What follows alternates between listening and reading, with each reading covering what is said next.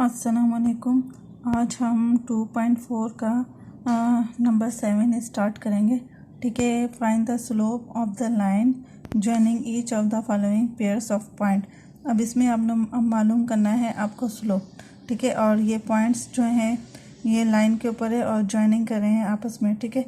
अब इसका first part देखें, इसके पॉइंट है 3,7 और 2,9। ठीक है। बाकी सेम पार्ट्स इसी सॉल्यूशन से होंगे और इसी तरह ही होंगे, एक ही मेथड से होंगे। ठीक है। अब इसका स्लोप निकालते हैं और इसका सॉल्यूशन देखेंगे ना फर्स्ट पार्ट का। ठीक है। अब x1 ये y1 और x2 y2। ठीक है। x1 y1 x2 y2 ये आ गया।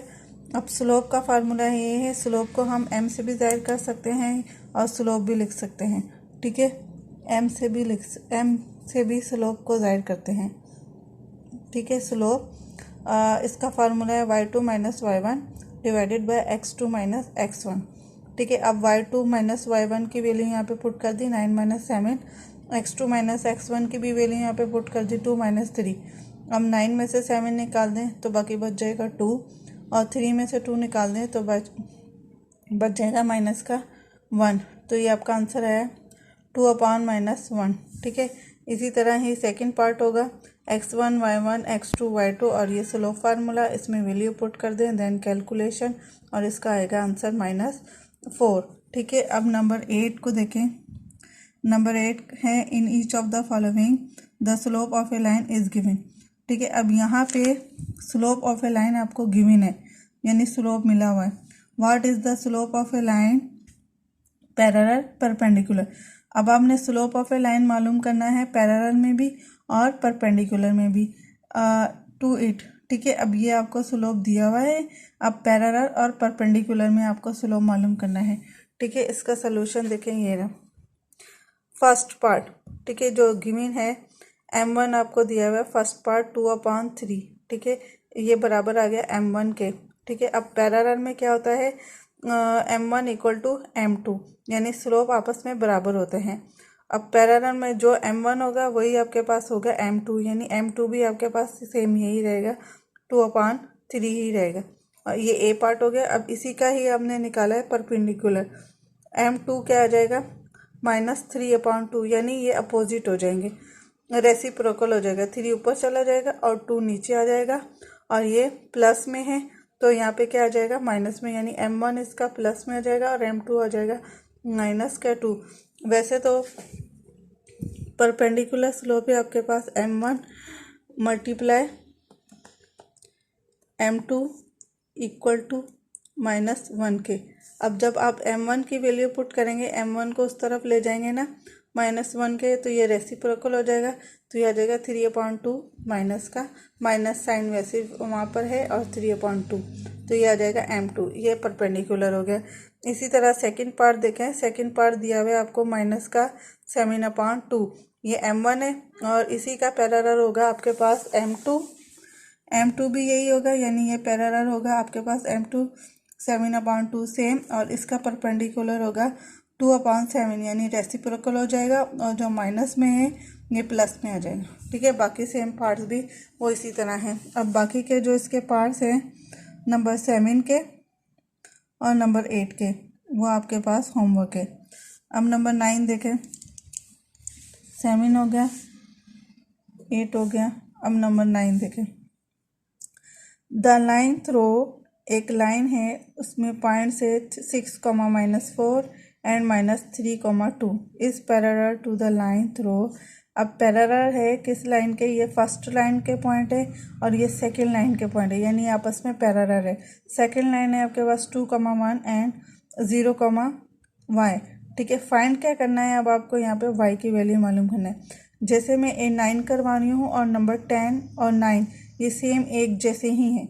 यहाँ पे भी आपको एक लाइन है फर्स्ट लाइन L1, उसके पॉइंट्स ये दिए हुए हैं और लेकिन यहाँ पे परपेंडिकुलर L2 आपको ये दी हुई है। यहाँ पे x मालूम करना होगा, यहाँ पे y मालूम करना है और यहाँ पे x। पैरेलल का फार्मूला है m1 बराबर m2 और परपेंडिकुलर का फार्मूला है m1 cross m2 equal to -1 के। ठीक है। अब नंबर 9 देखें आपके पास, ये रहा, इसका सलूशन देखें। ठीक है। ये L1 है इसके पॉइंट ये हैं और L2 के पॉइंट्स ये हैं, लेकिन यहाँ पे आपको y मालूम करना है।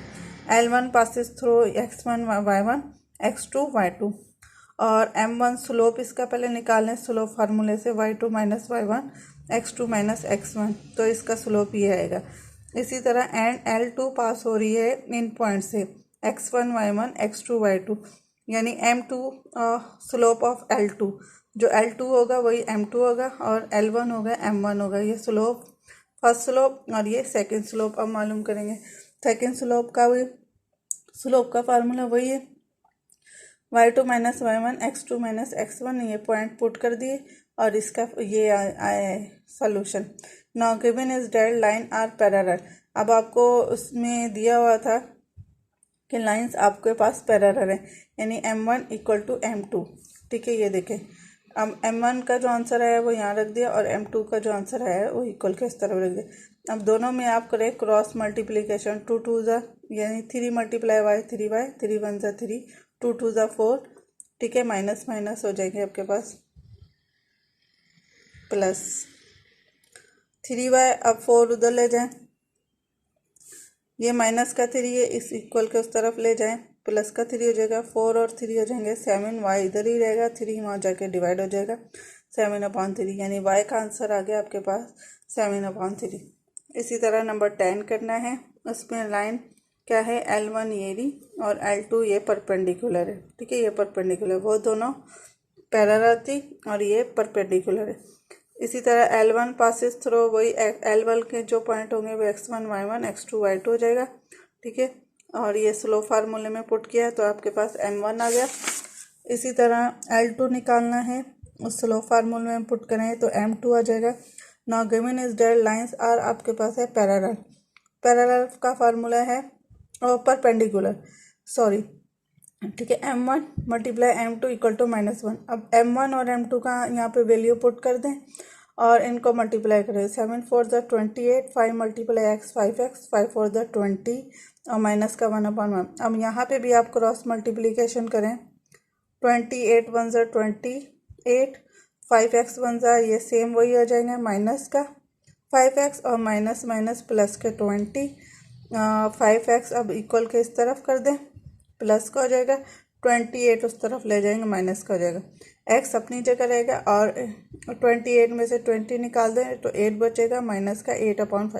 यहाँ पे x की वैल्यू आई आपके पास 8/5। ठीक है, अब ये नंबर 10 तक हो गए आपके पास सॉल्यूशन।